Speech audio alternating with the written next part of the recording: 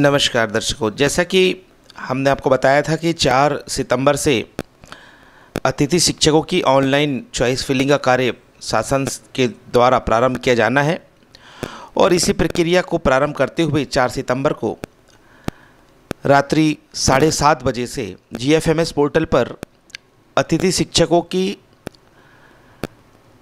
Choice filling का कार्य प्रारंभ हो गया है, जिसका ये आदेश है। सबसे पहले हम आदेश पर नज़र डालेंगे और हमारा प्रयास है कि हम क्षेत्र के बेरोजगार युवाओं तक, ग्रामीण युवाओं तक शासन की जानकारियां पहुंचाएं ताकि वे रोजगार प्राप्त कर सकें।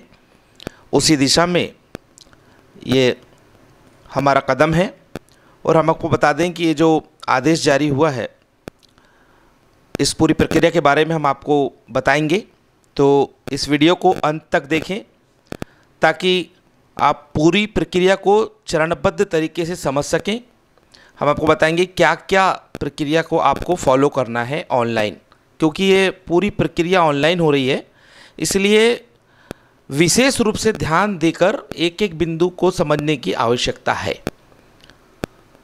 ये देखिए, ये आदेश 4 सितंबर को जारी किया गया है लोक शिक्षण संचालनालय मध्य प्रदेश से। समस्त संभागीय संयुक्त संचालक लोक शिक्षण, समस्त जिला शिक्षा अधिकारी, समस्त विकासखंड शिक्षा अधिकारी, समस्त संकुल प्राचार्य higher secondary school Madhya Pradesh.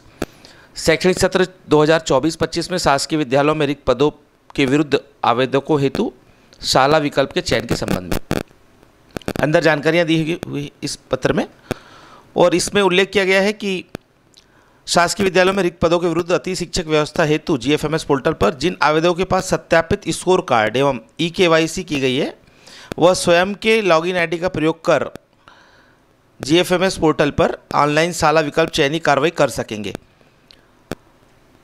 तो निम्नानुसार कार्रवाई की जाना है, जिसमें आपको जैसे ही आप लॉगिन करेंगे उसके बाद आपको अपना फ़ोटो अपलोड करने का ऑप्शन आएगा, जहाँ पर आपको 300 KB की साइज़ तक की फ़ोटो अपलोड करना है।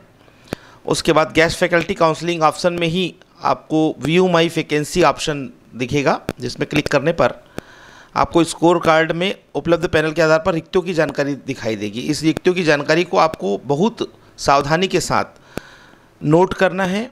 शालावार जहाँ पर आप फॉर्म फिल करना चाहते हैं, उस शाला का अतिथि शिक्षक रिक्ति कोड दिया गया होगा, और ज़्यादा बेहतर ये होगा कि आप एक कागज़ और पेन लेकर के अपनी संबंधित पैनल के आधार पर जो रिक्तियां दर्शित होंगी, उन रिक्तियों को के कोड को आप क्रम वाइज नोट कर लें और उसको प्राथमिकता के आधार पर जमा लें। उसके पश्चात ही आप ऑनलाइन चॉइस फिलिंग का कार्य करें, क्योंकि यहाँ पर चॉइस फिलिंग को यदि एक बार आपने लॉक कर दिया तो उसमें किसी भी प्रकार का संशोधन, देखिए दिया हुआ है पत्र में, किसी भी प्रकार का संशोधन नहीं किया जाएगा। जानकारी एक बार लॉक होने के उपरांत किसी भी प्रकार का संशोधन नहीं किया जाएगा और किसी प्रकार की कोई बंदिश नहीं है, कोई रोक नहीं है। यदि आवेदक का एक से अधिक पैनल में स्कोर कार्ड है तो वो सभी पैनलों में जितनी भी शालाएँ हैं जहाँ पर रिक्त पद है वहाँ पर चयन कर सकेगा।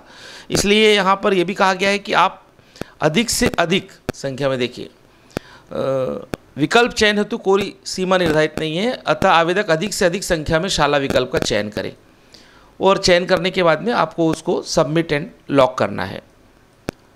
तो ये तो हुआ आदेश, और आदेश के पश्चात अब हम ऑनलाइन प्रक्रिया समझेंगे। देखिए, ये बता रहे हैं हम आपको, ये गूगल में जाने के बाद आपको GFMS टाइप करना है और GFMS टाइप करने के बाद में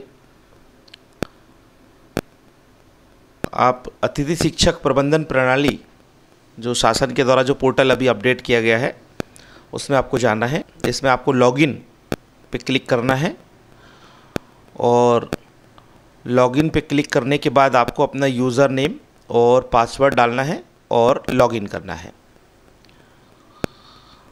देखिए, लॉगिन करने के बाद ऐसा एक सामने इंटरफेस आएगा, इसको आपको कट करना है और इसको कट करते ही आपको देखिए एक नया ऑप्शन यहाँ पर आ गया है, गेस्ट फैकल्टी काउंसलिंग का। इसमें आप जैसे ही क्लिक करेंगे तो आपको आएगा अपलोड प्रोफाइल फ़ोटो। तो आपको सबसे पहले अपलोड प्रोफाइल फ़ोटो पे क्लिक करना है। उसके बाद यहाँ पर दिया हुआ है चूज़ फाइल और अपलोड का ऑप्शन है। चूज़ फाइल में क्लिक करके आपको जहाँ पर भी कंप्यूटर में आप अपनी फ़ोटो सेव करके रखेंगे वहाँ पर आपको जा कर के अपना फ़ोटो सिलेक्ट कर लेना है।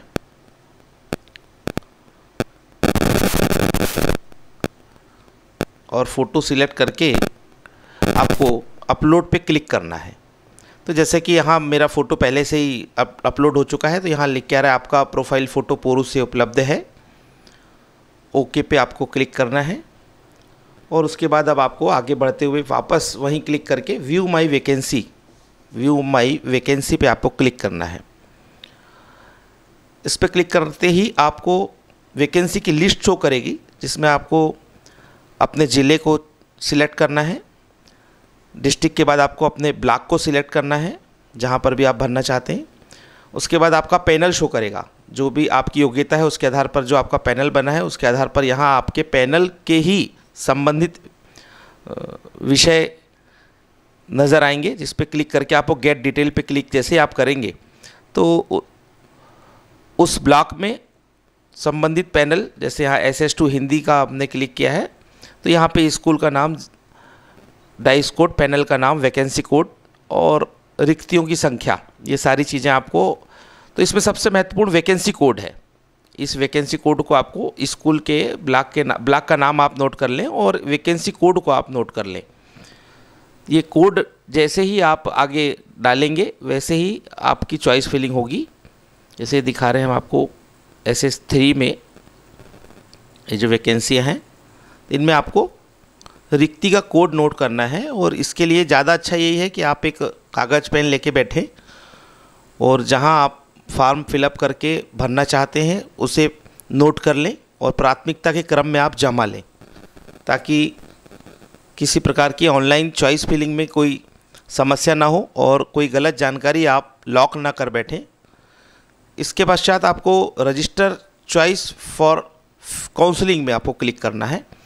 जैसे आप क्लिक करेंगे, अभी दिखा रहा है पर्सनल डिटेल उपलब्ध नहीं है। जैसे हमारी बात हुई है शिक्षा विभाग के जो हमारे अधिकारी हैं, सूत्रों से भी हमने जानकारी ली है, तो ये जानकारी मिली कि पोर्टल अभी पूरी तरह से अपडेट नहीं है, जल्द ही अपडेट हो जाएगा।